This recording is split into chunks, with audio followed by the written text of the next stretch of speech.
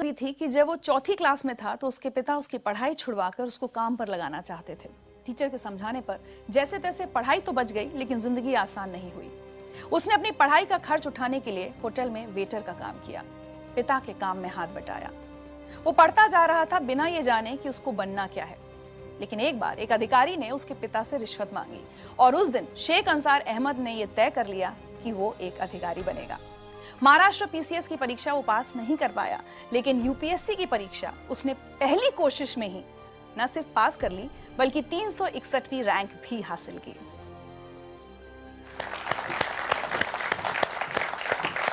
बहुत बहुत बहुत स्वागत है आपका जिंदगी लाइव में। मुझे बहुत अच्छा लग रहा है इतने यंग ऑफिसर को अपने सामने देखकर। चाहूंगी कि आप सबको बताएं कि किस उम्र में आपने यूपीएससी की परीक्षा क्लियर की है। मैं 21 साल का था तब मेरा रिजल्ट आया था। 21 साल की उम्र में मैंने एग्जाम क्लियर की थी। And you been one of the youngest? जी। वाह।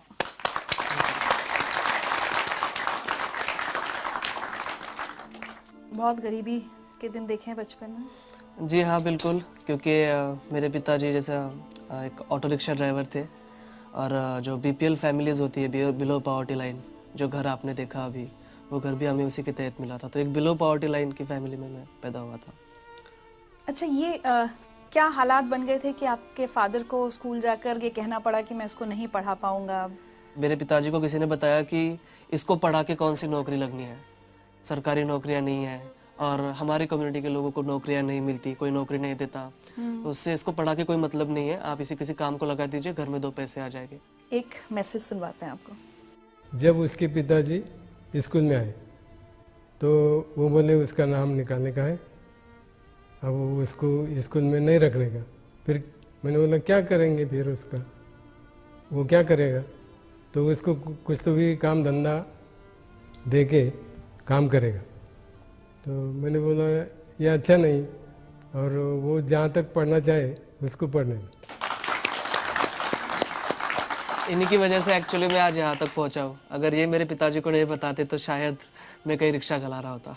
आपकी अम्मी भी खेत में मजदूरी करती थी घर का खर्च चलाने के लिए? जी हाँ, बिल्कुल। घर का खर्च, और मैं जब पुणे में पढ़ाई कर रहा था तो मेरा भाई भी मुझे पैसे भेज दिया करता था, लेकिन पैसे कभी कभी कम पड़ जाते थे। तो मेरी अम्मी खेत में काम करती थी, लैंड लेबर, तो वो भी उसकी जो कुछ सेविंग होती थी वो मुझे भेज देती थी। चलिए आपके लिए एक और मैसेज। पर आंसर ने पहले पास से रात का भी चिड़चिड़ाक लगा के पढ़ाई करता गया। सो जा बोले होंगे तो नहीं तुम सो जाओ, दिन कभी कभी दिन निकल जाना उसको। जो पहले पास से पहली से नंबर 1 आते गया तो आखिर तक नंबर 1 ही आया उसका। उसकी पढ़ाई को हमने कोई कमी नहीं आने दी, घर का परिस्थिति बताई नहीं हमने उसको कभी।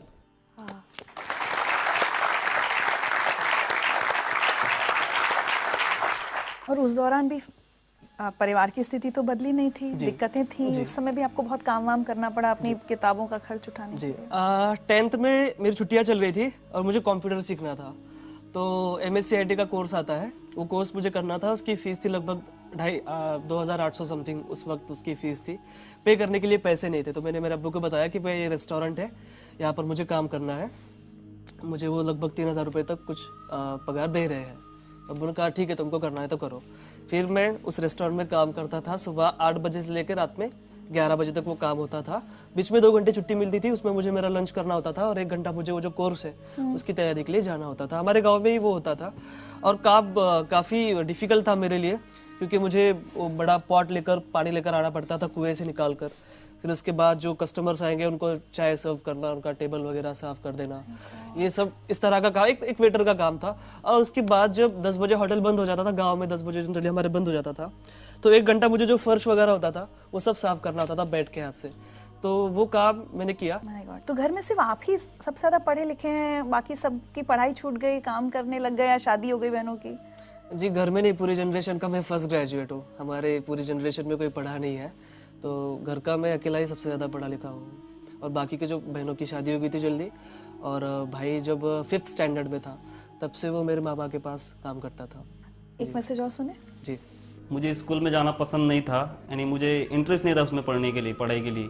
और मैं एक बार 6वीं में ही फेल हो गया था। तो जब से मैंने स्कूल छोड़ी और मैंने दिल में ठान लिया कि मैं तो इतना होशियार नहीं हूँ, लेकिन मेरा भाई मुझसे भी ज़्यादा होशियार है, इसलिए मैंने स्कूल छोड़ के अपने मामा की तरफ काम के लिए गया। लेकिन इतना मुझे गर्व है कि मेरा भाई मेरे वजह से कुछ ना कुछ आज बन गया। मेरे सक्सेस का बहुत बड़ा क्रेडिट जो है मेरे माता पिता के बाद मेरे भाई को जाता है, क्योंकि देखिए अक्सर ये होता है कि बड़ा भाई छोटे भाई की पढ़ाई के लिए पैसे खर्च करता है, लेकिन यहाँ उल्टा था। छोटा भाई रात दिन मेहनत करके बड़े भाई को पैसे दे रहा था। ये आपसे छोटे हैं। जी, और मैंने 10वीं की छुट्टियों में काम किया, 12वीं की छुट्टियों में काम किया, कॉलेज के फर्स्ट ईयर की छुट्टियों में काम किया, लेकिन लास्ट के 2 साल जो बहुत अहम थे मेरे प्रिपरेशन के, उस वक्त मैंने कहीं कोई जॉब नहीं की। मुझे जो सारे पैसे थे मेरा भाई पूरी डेट के ऊपर मुझे ट्रांसफ़र कर देता था बैंक में, तो बहुत बड़ी बात थी मेरे लिए। अच्छा एक बात बताइए, कभी आपने अपने अब्बू से शिकायत की कि अब्बू अगर 4th में तब वो नहीं आप मेरे टीचर की बात मानते, अगर मेरी पढ़ाई छूट जाती तो आज मैं IAS ऑफिसर नहीं होता? मैंने कभी मेरे अब्बू से कोई शिकायत नहीं की है। कोई गरीब नहीं चाहता कि उसका बेटा कभी ना पढ़े, कहीं मोल मजदूरी करे चाइल्ड लेबर के तौर पर, कोई बाप नहीं चाहता, लेकिन वो मजबूरियाँ थी उनकी। सो मैं बहुत रिस्पेक्ट करता हूँ मेरे पेरेंट्स की। आज तो वो बहुत फख्र महसूस करते होंगे जी आपके ऊपर। जी जी जी। एक मैसेज और आया आपके लिए। 12वीं में उसको 100 पाव के 100 मार्क मिले, आर्ट्स में वो भी, तो मास्टर लोग मुझे वहाँ बुलाए, बाहर वाले कॉलेज में मेरा सत्कार रखे, मेरा स्वागत करे, मेरे को बुलाए। फिर मेरे और छाती ऐसी धड़कने को लगी कि मैंने बोला आप कुछ तो भी मेरा बच्चा बनने के काम का हो गया, कुछ तो भी है मेरे में ताकत। वो हिसाब से फिर मैं करते गया। फिर बाद में बोला अपने को जो घर भी बेचना पड़ा और दुकान भी बेचना पड़ी और गाड़ी भी बेचना पड़ी तो भी बेच डालेंगे, अपन अपने बच्चों को पढ़ाएंगे। उन्होंने मुझे पूछे कि आपका बच्चा क्या बना, तो मैं बोला सर मुझे वो भी नहीं मालूम, मेरे को इतना मालूम है कि मेरा बच्चा कोई ऑफिसर बनने वाला है। ये बताइए, अब ये सब हालात हो गए, उसके बाद ग्रेजुएशन, और दिमाग में ये कब आया कि मुझे UPSC, मतलब गांव में जैसे आप पले बढ़े, आपको पता भी नहीं होगा कि UPSC की परीक्षा भी कुछ होती है, तो ये सफ़र तक कैसे पहुंचे? हमको एक घरकुल योजना मिली थी BPL फैमिली के तहत, तो मेरे पिताजी तहसील ऑफिस में उसका चेक लाने के लिए गए थे। वहाँ के ऑफिसर ने कहा कि देखो अगर आप मुझे 10% देते हो, 30,000 हमको तब मिल रहे थे, 10% अगर आप देते हो इसका 3,000 रुपये, तो मैं आपको अभी चेक आपका सैंक्शन करा दूंगा फास्ट इमीडिएटली। ऐसे हालात में 3,000 रुपये की रिश्वत उन्होंने उस ऑफिसर को दे दी। तब उस वक्त मुझे रियलाइज़ हुआ कि करप्शन के सबसे बड़े शिकार हम जैसे गरीब लोग होते हैं। फिर 10th की छुट्टियों में हमारे एक क्लास टीचर थे मापारी सर, वो ब्लॉक एजुकेशन ऑफिसर बने, महाराष्ट्र पब्लिक सर्विस कमीशन के MPSC की जो स्टेट का एग्जाम होता है वो क्लियर करके ऑफिसर बन गए। उनका मैंने पेपर में नाम पढ़ा, फिर उनको मैं जाकर मिला, मैंने कहा सर आप ऑफिसर बन गए और मुझे भी ऑफिसर बनना है, कैसे बनते मुझे प्लीज़ बताइए। फिर उन्होंने मुझे MPSC के बारे में बताया। फिर मैं जब कॉलेज में गया 10वीं पास करके, वहाँ पर हमारे टीचर थे जो वो भी तैयारी कर रहे थे UPSC की, उन्होंने उनसे MPSC के बारे में पूछा और फ्लो में उन्होंने मुझे UPSC के बारे में बता दिया कि ये भी बड़ा, उससे बड़ा एग्जाम होता है, इसमें से IAS बन सकते हो, कलेक्टर बन सकते हो। सपने देखने के लिए कौन से पैसे देने, और मेरे पास हारने के लिए कुछ था ही नहीं, तो मैंने कहा चलो बड़ा गैम्बल खेलते हैं, मैं अब UPSC की तैयारी करूँगा। अंसर, कभी जब तैयारी कर रहे थे UPSC की, उस दौरान भी तो ये फेज आया होगा कभी कि ये प्रेशर बने कि अब छोड़ो, इसमें तो पता नहीं होगा या नहीं होगा, कोई छोटी मोटी नौकरी कर लेते हैं, कम से कम अब्बू अम्मी का हाथ बटाएं, ये प्रेशर था आपके ऊपर? जी बिल्कुल था। बहुत बार ऐसा लगता था कि कंपटीशन देखिए 5-5.5 लाख बच्चे एग्जाम देते हैं, तैयारी करने वाले तो उससे भी ज़्यादा है, लेकिन बाद में खुद से ही मैं पूछता था कि ठीक है मैं ये नहीं करूँगा तो क्या करूँगा, छोटी मोटी कहीं नौकरी कर लूँगा, उसमें मैं सेटिस्फाइड नहीं रह पाऊँगा, मुझे बड़ा करना है कुछ तो। और मैं पढ़ाई भी नहीं छोड़ सकता था, क्योंकि देखिए मेरे सामने 2 ही ऑप्शन थे, डू और डाई, इसमें मुझे करना ही था। और वही रीज़न है कि मैं इतनी फर्स्ट अटेम्प्ट में 21वीं साल की उम्र में ये क्लियर किया, क्योंकि मेरे पास दूसरा कोई ऑप्शन नहीं था। एक मैसेज और है आपके लिए। जब UPSC मेंस का रिजल्ट लगा उस दिन मैंने तुझे कॉल किया था और मैंने तुझे सबसे पहले बताया कि तू पास हो गया है। उस शाम हम मिले भी थे, तू बहुत खुश और इमोशनल था, मैं भी वो खुशी जाहिर कर रहा था, पर उस इतने बड़े दिन भी तेरे पास खाने के लिए पैसे नहीं थे। हम दोनों ने हमारे घर पे ही खाना खाया था। मेरे लिए ये बहुत बड़ी बात नहीं है कि मैंने तुझे खाना खिलाया, पर मेरे लिए ये अवसर था कि मैंने इतने कम उम्र वाले एक IAS ऑफिसर के साथ खाना खाया।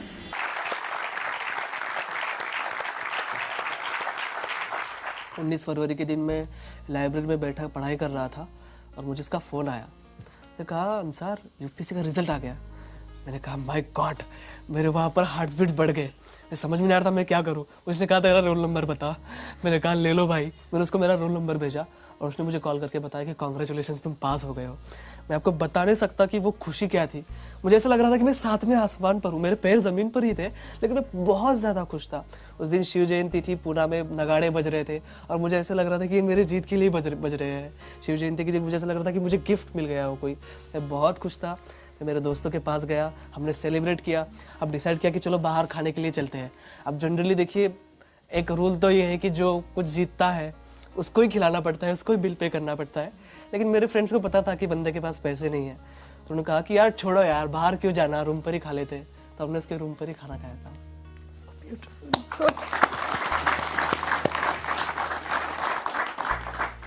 मेरे पास सच्ची आज शब्द नहीं है आपकी बातें सुनकर कि इतनी खुशी हो रही है कि एक बच्चा कहाँ से कहाँ पहुँचा है और अब जल्द ही आपकी नौकरी की शुरुआत होने वाली है। आपको लगता है अंसार, आप जहाँ से आए हैं, आपका जो बैकग्राउंड है, क्या वो आपको एक अलग ऑफिसर बनाएंगी? मैं ये सोचता हूँ कि मेरे लाइफ में मैंने जो फेस किया है वो किसी और को फेस ना करना पड़े। तो जाहिर सी बात है कि मैं एक अच्छा ऑफिसर बन पाऊँगा। मेरे साथ वो मोटिवेशन रहेगा। जब भी मैं किसी बच्चे को कोई काम करते हुए देखूंगा तो मुझे वो फील आएगा कि कुछ साल पहले मैं भी ऐसा काम कर रहा था और मुझे बहुत बुरा लगता था जब मैं किसी को चाय सर्व करता था या किसी का टेबल साफ़ करता था। तो वो फीलिंग आएंगी और मैं उसके लिए काम करूँगा। तो मुझे लगता है कि मैं एक अच्छा ऑफिसर बन पाऊँगा just because of my background. आज अगर पीछे मुड़ के देखते हैं और अपनी ज़िंदगी की कोई एक चीज़ बदलना चाहें तो क्या होगा? मेरी ज़िंदगी की मैं चाहूँगा कि मेरा बचपन फिर से आ जाए और मेरे पिताजी उसमें IAS हो। सो जैस मुझे तो जब मुझे कोई यूनिफॉर्म ना मिला हो या कोई किताब ना मिली हो तो वो मुझे मिल जाए। कोई एक मैसेज जो आप सब लोगों को, और सिर्फ जो यहाँ बैठे हैं वो नहीं, जो बहुत सारे लोग टेलीविजन पर आपको देख रहे हैं और उसमें से बहुत सारे IAS की तैयारी कर रहे होंगे, उनको क्या मैसेज देना चाहेंगे? जी, मैं उनको यही मैसेज देना चाहूँगा, एक रिक्शा चलाने वाले का लड़का अगर IAS बन सकता है, जिसने अपनी लाइफ में सारे ऑड्स देखे हो, तो मुझे ऐसा लगता है कि हमारे देश का कोई भी बच्चा, और गरीब से गरीब बच्चा भी, और किसी भी मजहब का बच्चा IAS बन सकता है। आप सभी को मेरी बहुत बहुत शुभकामनाएं। वाह।